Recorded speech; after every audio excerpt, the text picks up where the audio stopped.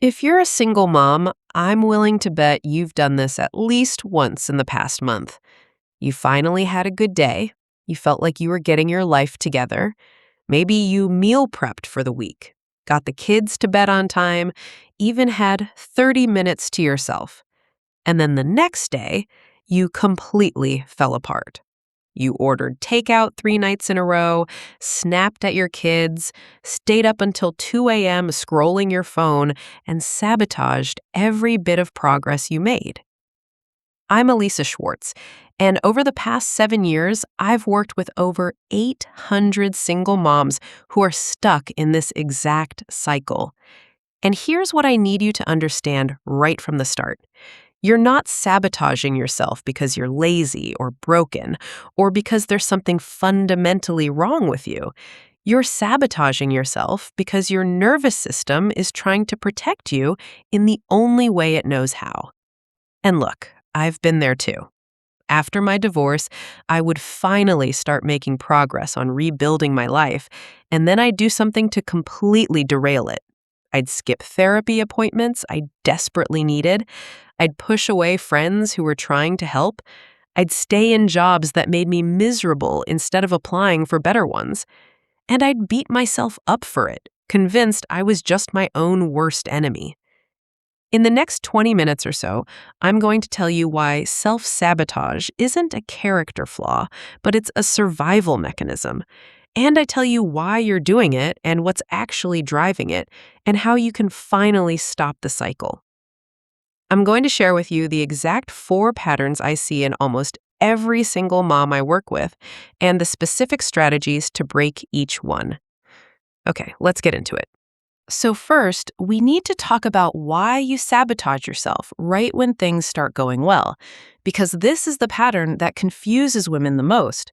You're finally making progress, you're eating better, sleeping more, setting boundaries, taking care of yourself, and then suddenly you blow it all up. You fall back into old patterns, you make choices you know aren't good for you, and you can't figure out why. And look, most advice will tell you it's because you don't believe you deserve good things, or because you have low self-worth. And sure, sometimes that's part of it, but here's the deeper truth that nobody's talking about. Success feels unsafe to your nervous system because it's unfamiliar. Think about it. If you've spent years in survival mode, years in chaos, years managing crisis after crisis, your nervous system has adapted to that environment. Stress is familiar. Struggle is familiar. Chaos is what your body knows how to handle. So when things start to calm down, when life starts to feel stable, your nervous system panics because it doesn't recognize this state. And what does your nervous system do when it encounters something unfamiliar? It tries to get you back to what's familiar, even if what's familiar is painful. So you sabotage, not consciously, not because you want to fail, but because your body is trying to return you to a state it recognizes as normal, even if that normal is actually dysfunction. This is why you can finally have money in your bank account and then suddenly blow it on things you don't need. This is why you can finally meet a decent guy and then push him away for no logical reason. This is why you can finally get into a healthy routine and then completely abandon it after a week. Your nervous system is saying, "This feels too good. This can't be safe. We need to go back to what we know." And the wild part is, you won't even consciously realize you're doing it. You'll just find yourself making choices that don't make sense, and then you'll beat yourself up for being self-destructive. Now, why does this matter? Because if you don't understand that this is a nervous system response and not a character flaw, you'll keep thinking you just need more willpower or discipline. But willpower doesn't work against nervous system conditioning. You need a different approach. So here's what you do instead. The next time you notice yourself starting to sabotage, I want you to pause and ask yourself one question. What does success mean I have to give up? Because often, success requires you to release an identity or story you've been holding on to. Let me give you a real example. Maybe you've been the struggling single mom for so long that it's become your identity. People feel sorry for you. They help you. They don't expect too much from you because they know you're barely surviving. And as painful as that is, it's also safe. But if you start thriving, if you actually start doing well, you lose that identity. You lose the sympathy. People start expecting more from you, and that's terrifying. So unconsciously, you sabotage your success to stay in the identity that feels safe, even though it's keeping you stuck. Or maybe success means you have to admit that you're actually capable, which means you have to take responsibility for your life going forward. And that feels like too much pressure. So you sabotage to prove that you're not ready yet, that you still need more time, that it's still too hard.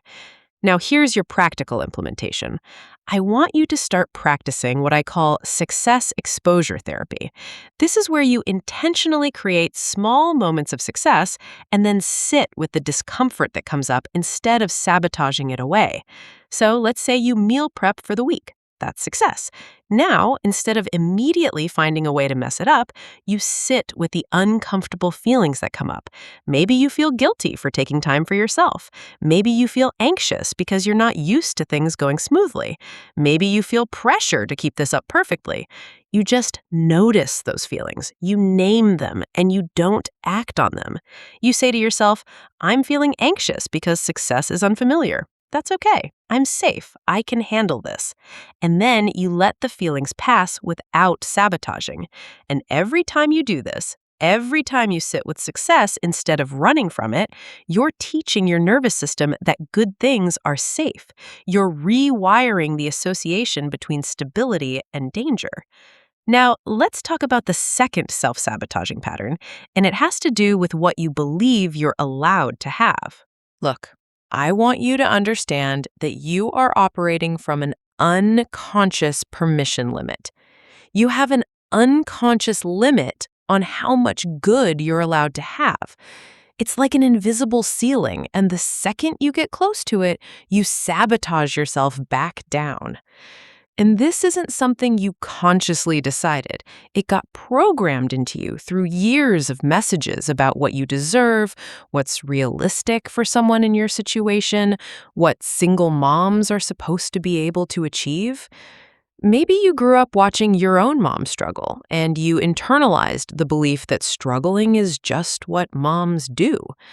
Maybe you've been told so many times that single motherhood is a disadvantage that you started believing you're only allowed a certain level of success.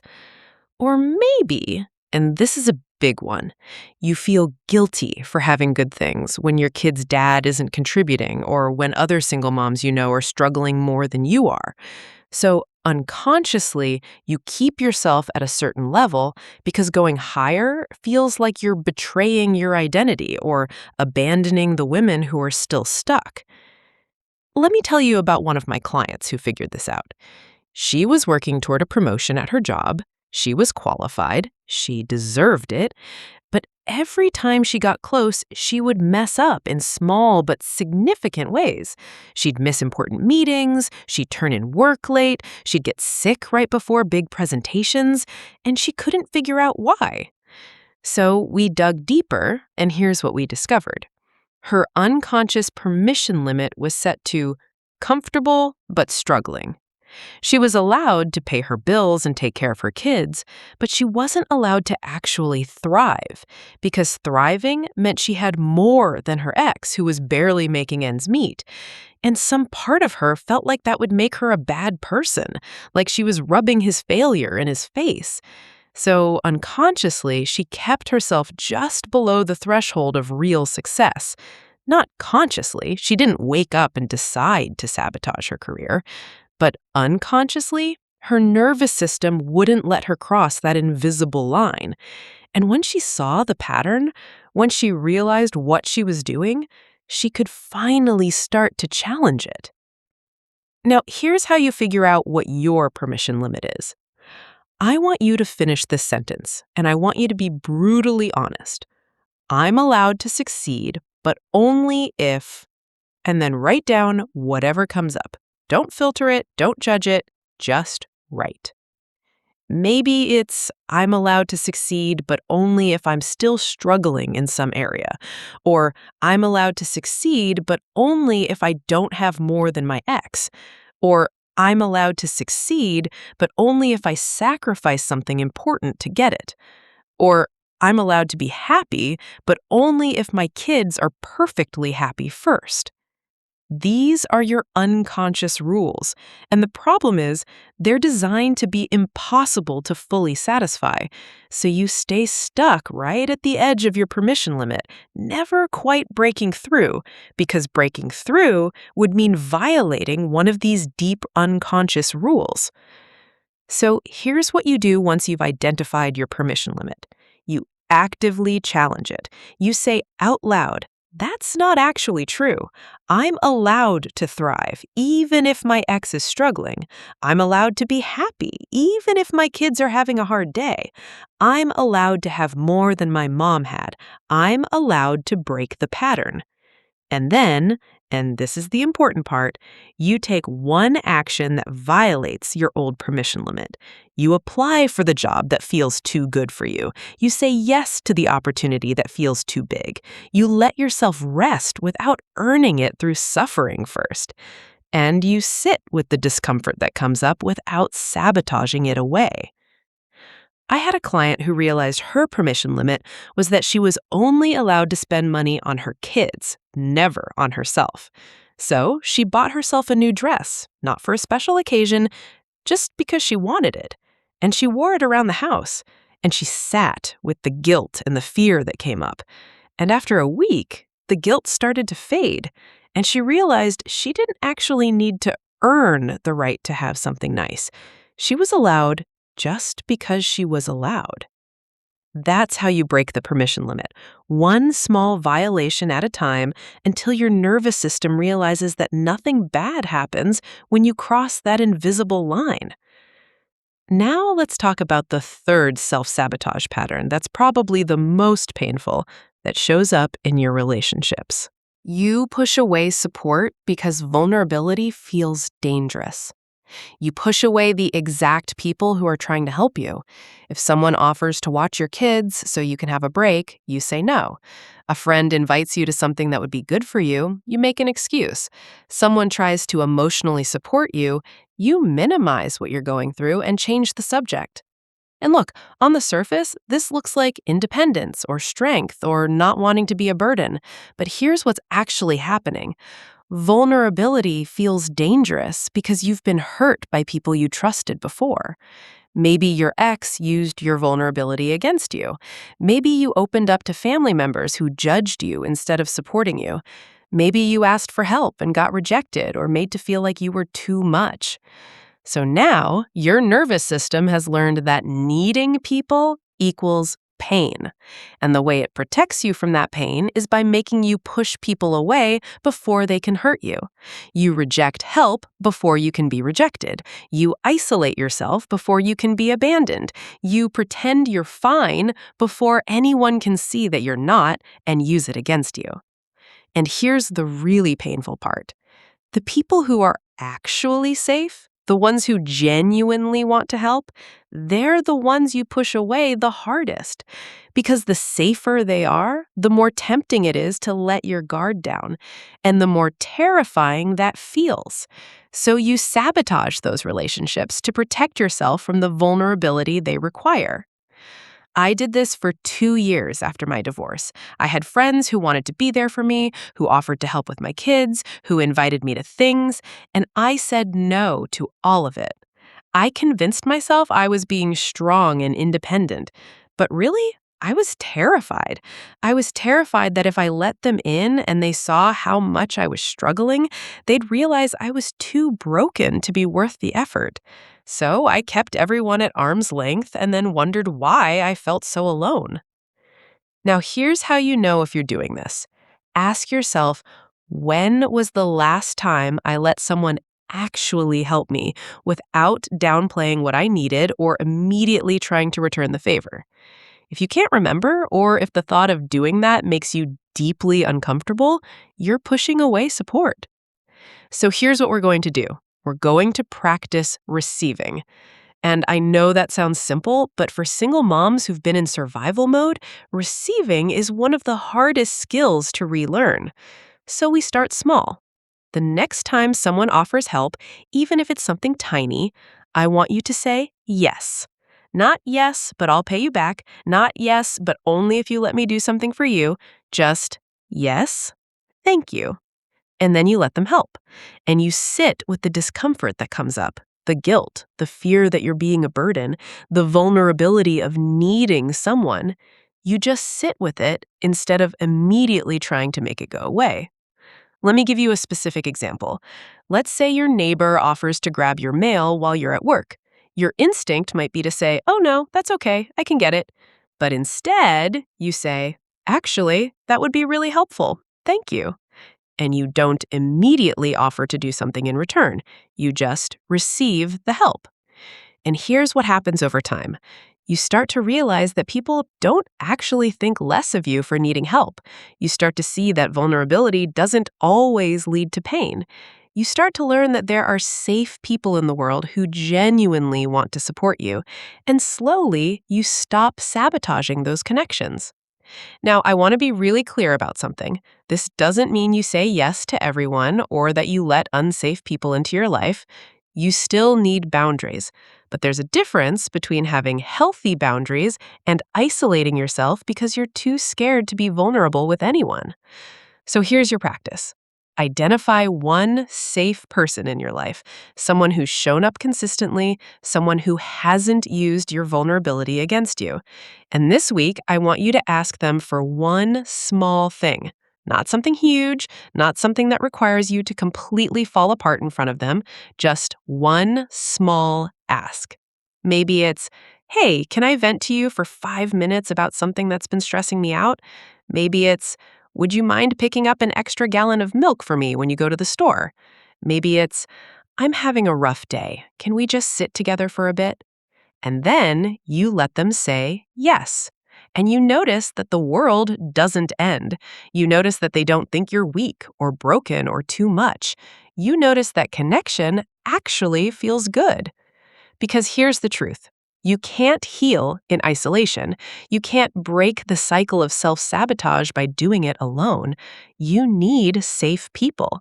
And part of breaking the sabotage pattern is learning to let those people in, even when it's terrifying. But there's one final sabotage pattern we need to address, and it's the one that keeps you stuck in the day-to-day grind, stress, and a never-ending workload. Now, here's the sabotage pattern that looks the least like sabotage. It's that you're making yourself busy to avoid feeling. You're constantly busy. You're always doing something, taking care of your kids, working, cleaning, running errands, helping other people, scrolling your phone. There's always something filling your time. And on the surface, this looks productive. It looks like you're handling everything. But here's what's actually happening. You're using busyness to avoid sitting with your feelings. You're using constant motion to outrun the grief, the loneliness, the fear, the overwhelm that would catch up with you if you ever stopped moving. And that constant busyness is sabotaging your ability to actually heal and move forward. Because here's the thing. You can't process what you won't feel. And if you're constantly distracting yourself from your emotions, those emotions don't go away. They just get stored in your body. They show up as anxiety, as exhaustion, as physical pain, as emotional outbursts at your kids, as that feeling of always being on edge even when nothing's wrong. And look, I get it. Sitting with your feelings is hard. It's painful. It's easier to just keep moving, to just keep doing, to just keep surviving. But survival mode was supposed to be temporary, and if you stay in it forever, you're sabotaging your chance at actually living again. So let me tell you what this looked like for me. After my divorce, I filled every single second of my day. If I wasn't working, I was with my kids. If the kids were asleep, I was cleaning. If the house was clean, I was scrolling my phone or watching TV. I didn't sit in silence. I didn't journal. I didn't think. I just moved from task to task to task. And I told myself I was fine. I told myself I was just being productive. But really, I was terrified of what would happen if I stopped. I was terrified that if I actually sat with myself, I'd fall apart completely. So I stayed busy. And I stayed stuck. Now, here's how you know if you're doing this. When was the last time you sat in complete silence with no distractions for more than 5 minutes? When was the last time you actually felt your feelings instead of immediately trying to fix them or distract from them? If those questions make you uncomfortable, you're using busyness as sabotage. So here's what we're going to practice. And I'm warning you right now, this is going to feel almost impossible at first. I want you to schedule 5 minutes a day where you do absolutely nothing. No phone, no TV, no cleaning, no kids, just you sitting with yourself. And here's what you do during those 5 minutes. You check in with your body. You ask yourself, what am I actually feeling right now? And you just notice. You don't try to fix it. You don't try to make it go away. You don't judge yourself for feeling it. You just notice. Maybe you notice you're exhausted. Maybe you notice you're sad. Maybe you notice you're angry or scared or numb. You just name it. I'm noticing I feel really tired. I'm noticing there's tightness in my chest. I'm noticing I feel lonely. That's it. You're not trying to solve anything. You're just practicing being present with yourself. And look, those first few times are going to be hard. Your brain is going to scream at you to get up and do something. You're going to think of a million things that need to be done. You're going to want to grab your phone, but you sit through it. You sit through the discomfort of not being busy. And over time, something shifts. You start to realize that your feelings aren't actually going to destroy you. You start to see that sitting with yourself isn't as unbearable as you thought. You start to create space between the constant doing where actual healing can happen. I had a client who started with just 3 minutes a day because 5 felt too long. She'd sit on her back porch after her kids went to bed and just breathe. No phone, no plan, just breathing. And she said the first week she cried every single time, but by week 3, she started to feel something she hadn't felt in years. Peace. Not happiness, not excitement, just peace. And that peace became the foundation for everything else that changed in her life. Because you can't build a new life on top of unprocessed pain. You can't move forward if you're constantly running. At some point, you have to stop. You have to feel. You have to let yourself be still long enough to figure out who you actually are and what you actually want. So stop sabotaging your healing by staying too busy to feel. Start giving yourself permission to just be. Even if it's uncomfortable, even if it brings up hard emotions, even if it feels like you're wasting time when you could be doing something productive, this is the most productive thing you can do. So now you know the 4 patterns. You sabotage success because it feels unsafe. You operate from an unconscious permission limit. You push away support because vulnerability feels dangerous. And you stay busy to avoid feeling. These 4 patterns are keeping you stuck, and breaking them is how you finally stop self-sabotaging yourself. And look, if this hit home for you, I want you to do 2 things. First, share this with another single mom who's stuck in the self-sabotage cycle, someone who keeps taking 1 step forward and 2 steps back, someone who beats herself up for not being able to just get it together. Send her this video. It might be exactly what she needs to finally understand what's really going on. And second, drop a comment telling me which of these 4 patterns you recognize most in yourself. Are you sabotaging success, operating from a permission limit, pushing away support, staying too busy to feel? I read every single comment, and I love hearing from you. Now, if you want more help with this, check out the Surviving to Thriving Guide. It's basically a 6-pillar transformation system that's helped hundreds of burned out single mothers break the self-sabotage cycle, reclaim their identity and energy, and finally create a life that actually feels worth living instead of just survivable. I've put all my expertise working with more than 800 single moms for the past 7 years and made it available for everyone to benefit from. Take a look at it below in the description or in the first pinned comment. And never forget that I see you. I know you're trying. I know you want to change. I know you're frustrated with yourself for getting in your own way. But you're not broken. You're not lazy. You're not your own worst enemy. You're just operating from nervous system patterns that were designed to protect you. And now that you see them, you can finally start to change them. One pattern at a time, one choice at a time. You've got this. I'll see you in the next video.